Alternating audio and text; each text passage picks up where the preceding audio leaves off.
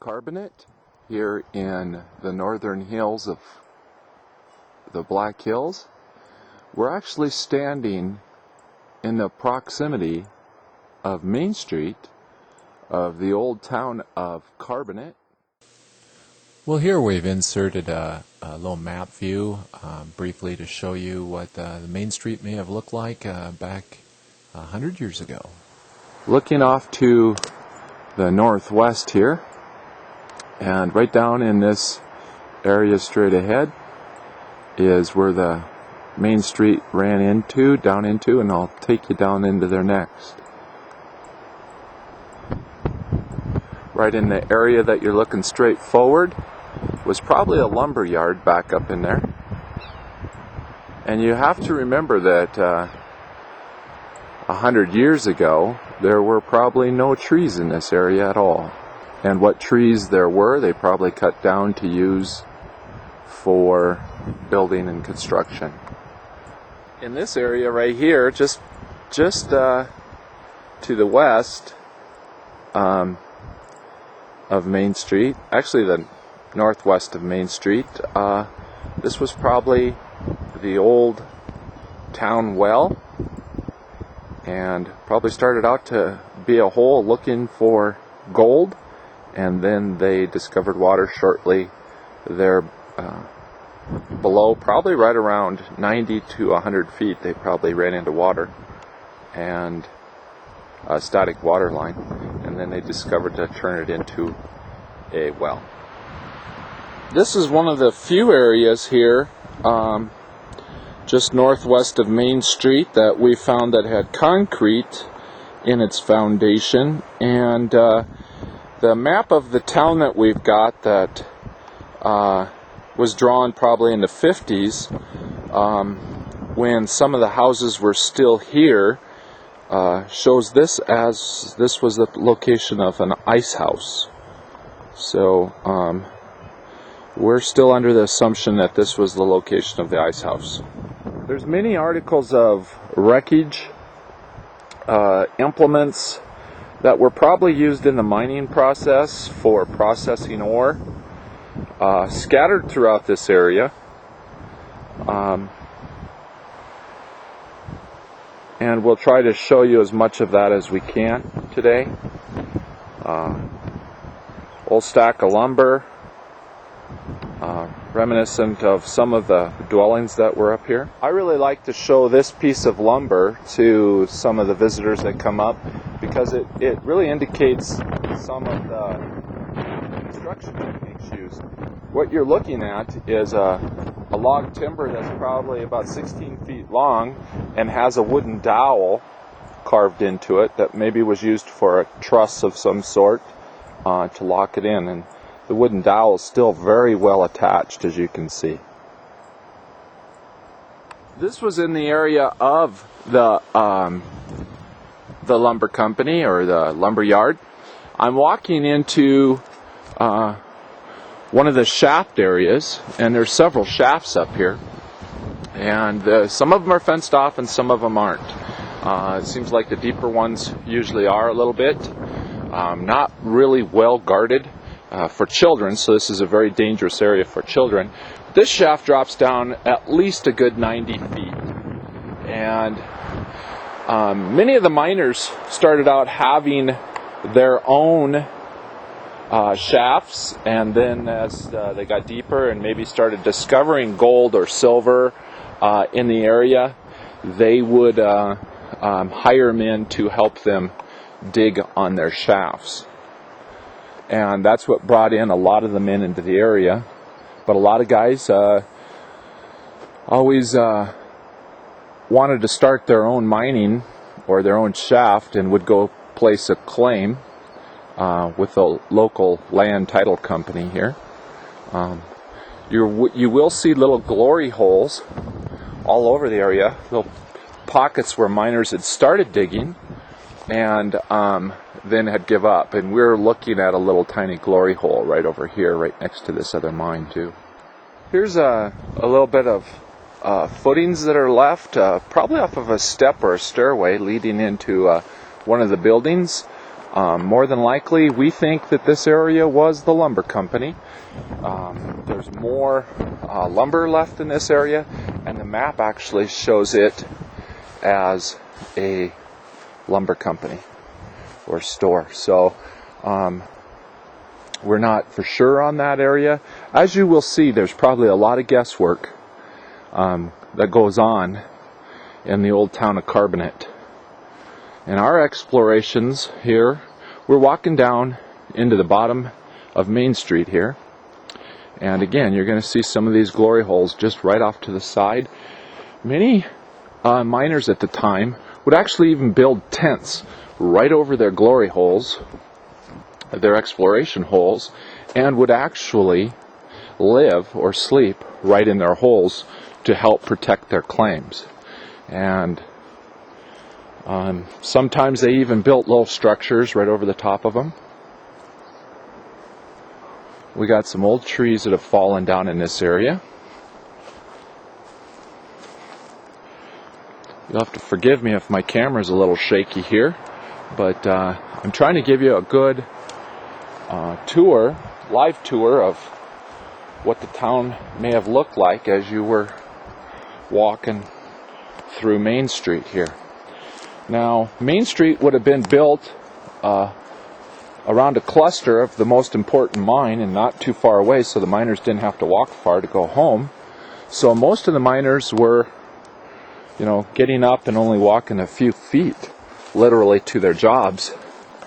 And at one time, we've been told that there were approximately 4,000 people back in this area. So here we see one of the remains of one of the old mine tailing and purification processes where they would remove the ground dirt and ore from the gold, and they still had to run it through other processes, but they were taking out a lot of the ore out of the bigger rocks in this location, and then they would send the littler rocks off for refining, and they usually hauled it by horse and buggy or horse and car to Lead or Deadwood for processing. Here we've inserted a picture to kind of show you what the same structure looked like back in the 50s, and we've also inserted a picture that we've taken recently in the past winter to show you just how environmental weather conditions have an effect very rapidly on a structure of this kind. Now, we're looking again down the end of Main Street there. And don't forget that these trees are all new trees to this area, and there were more than likely no trees in this area. There's some big hills here, and these are man-made hills from some of the ore and tailing samples that were pulled out of the mine shafts. We're looking at a large hill right in front of us of that example. And again, you'll find pieces of equipment, wood, very hard life. You could tell that these men and women made sacrifices made to look for gold. But the examples of their construction are still remaining today after 100 years. This is one of the largest shafts in the area, just a couple hundred feet off of Main Street, and I believe it's noted on the map as the northwestern shaft. And this one also goes down about 90 feet. I'm going to try to get you a view down into it, but that's about as far as I can go without getting to a dangerous point.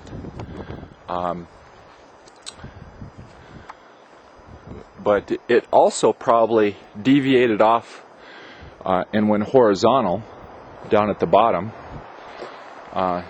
in maybe a couple different directions. Miners, after they got down, learned to mined like gophers, actually. They'd start going horizontal in several different directions. This would have been a road that wrapped around the town and actually came out the mouth of the northwestern shaft here. And again, you can see remnants of some of the processing. Not quite sure what some of these larger chunks of metal were used for, maybe smokestacks and things like that. That's what some of them resemble, maybe water tanks and things like that. My wife pointed out where you can actually see a tree growing through a large piece of metal here. Just to give you an example of how long ago some of this stuff was left. Raspberry Brown was one of the last people to leave this area. Was one of the last people to leave this area. And he left, I think, in probably 1959 and moved to Lead and later died in Lead. But he lived up here for some time. Here along the hillside, you can see a glory hole. It's probably only 2 or 3 feet deep, but you can see it cut out of the hillside. Probably had a miner's little claim just sitting there. Well, we're going to keep on walking up the road here and take you up and show you some more equipment. Just coming up to the top of the crest of this hill here, and you'll see another glory hole that my shadow's casting over right there. And again, they were all over in this area, sometimes just a few feet away from each other. There's another one right over there on the ground. A lot of times we haven't found a lot of antiques in this area, but we haven't looked real hard. A lot of times you'll find a little bottle or something right around the holes. It's just such a beautiful morning here today, and I'm really enjoying giving your tour.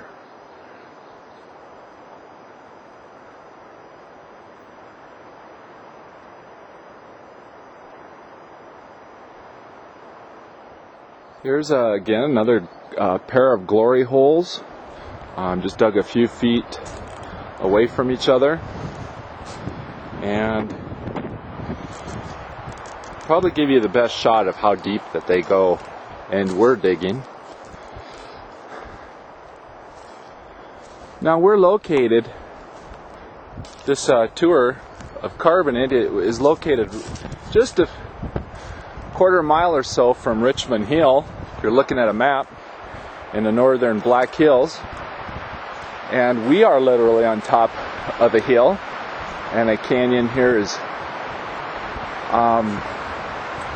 showing you the division between Richmond Hill and Carbonate. And actually if you look off into the distance here, you'll see the remnants of a mine that was closed in 1985 by Barrick Gold, and you can just see what's left of their reclamation off to the back side. And then farther beyond that mine, you'll see some reclamation on top of that other hillside, and that is actually what's remaining from Wharf Mine, which is still under gold processing here today.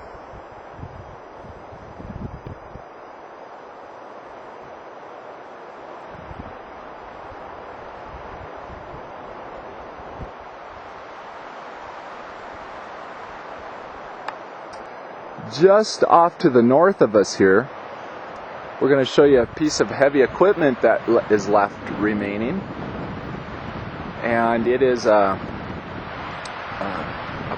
pretty heavily destroyed piece of equipment. Upon close examination, you're going to discover that the motor literally blew up probably during operation of this pulley or winch that they use to either haul equipment up the hillside or use to lower and raise men down into holes. And I'm just going to walk over and give you a close view of how I know that the motor blew up.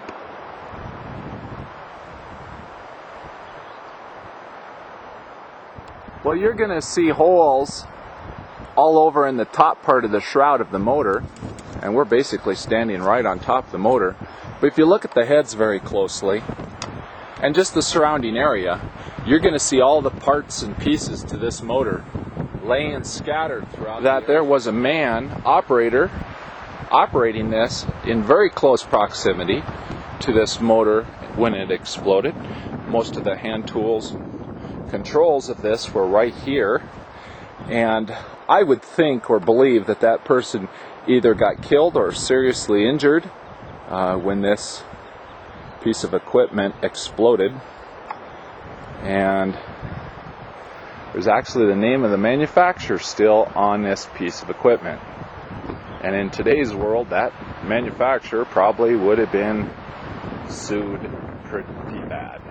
And we're just looking at the front of it, showing you the winches that are attached to this large piece of equipment. And they more than likely moved it with horses. Well, here we are looking at another shaft that's somewhat protected with barbed wire fencing. See if I can give you a view of what and how close to the hillside this group of miners was working. And it looks like this mine shaft had sort of a horizontal entrance into the mountainside. Now as you're looking down into this, you gotta assume that all of this rock has caved in and filled up the hole, so there's no way of knowing how deep he's gone into this side of the mountain.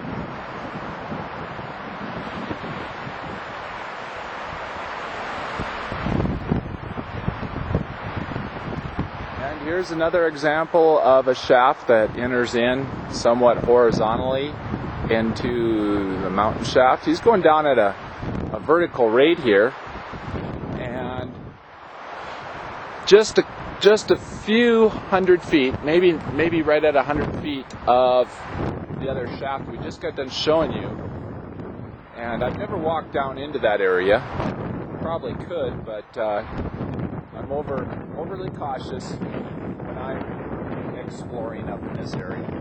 And if anybody comes up here, they should also be very cautious and always keep their children very close by. And families do come up in this area and do bring their families with them, their children, and we're approaching June 1st here, and I wanted to let you know that snow literally has just left this area just a couple days ago. Here in April, we had a huge blizzard that dumped over 8 feet of snow into this area. And when I'm walking around in this area, I'm always struggling to try to understand their way of life 100 years ago, without any electricity, with only horses, no large process of removing snow, and people lived here 365 days a year digging in their holes.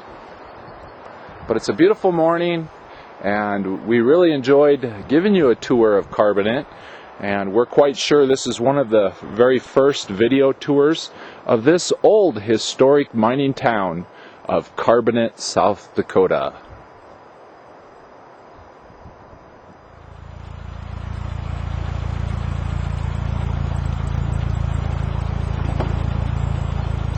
We're now driving down the Carbonate entrance. This is a newer logging road that was probably cut in the 70s for logging up in this area. And just along the side of this road, you'll see glory holes pot marked all over in the hillside.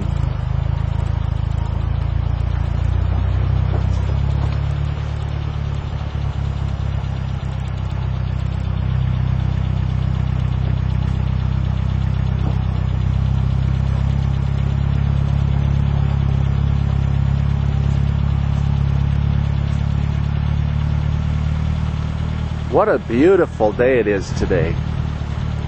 Just absolutely gorgeous.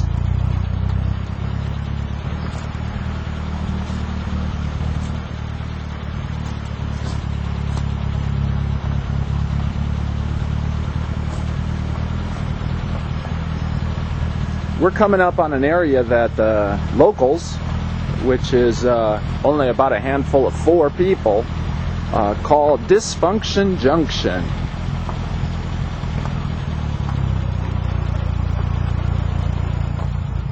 My tour guide driver is going to now remove this huge piece of wood, this log, out of our way. As you can tell, the road gets to be pretty rough and adventurous at times here as we travel down.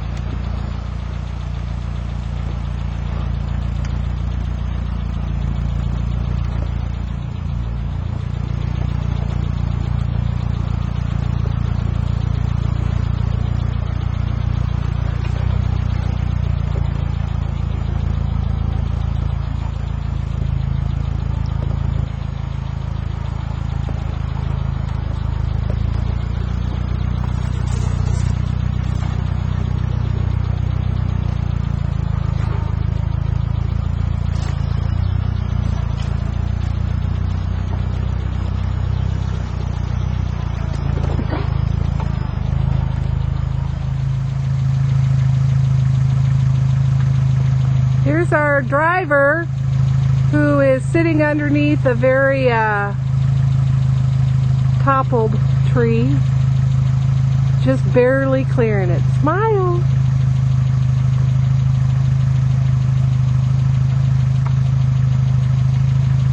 And he's straddling the road.